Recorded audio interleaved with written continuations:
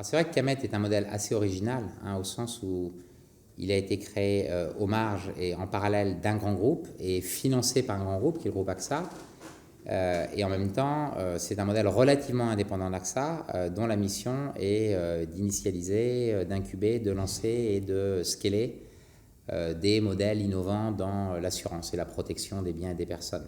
Camet répond à un besoin qui est d'essayer de fabriquer des modèles disruptifs. Et on sait bien que pour les grands groupes, attirer des entrepreneurs est compliqué parce que peu d'entrepreneurs veulent aller travailler dans les grands groupes et réciproquement.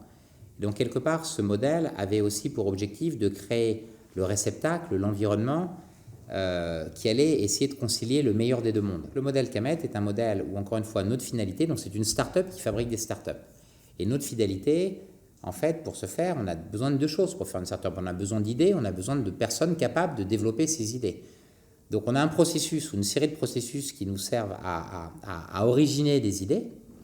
Et on a un autre processus orthogonal, décorrélé, qui, lui, nous permet de qualifier des entrepreneurs et de les séduire et de les convaincre que ce modèle, ce framework, cet environnement va être un bon modèle pour eux, avec suffisamment de liberté, suffisamment pour s'épanouir en toute liberté, tout en bénéficiant, contrairement à s'ils étaient tout seuls, d'un accès au capital un peu facilité, puisqu'AXA finance via Camet, puis en direct, les entreprises qui sortent de Camet.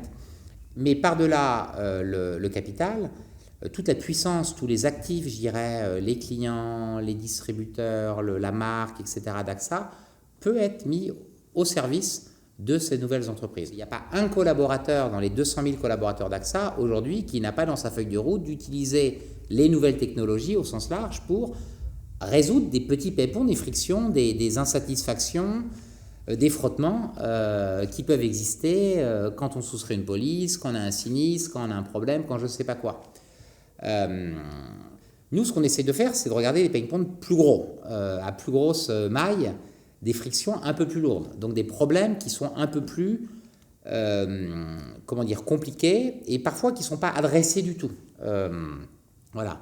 Et à partir de là, effectivement, on essaye d'originer des concepts dont la finalité va être de résoudre ces frictions.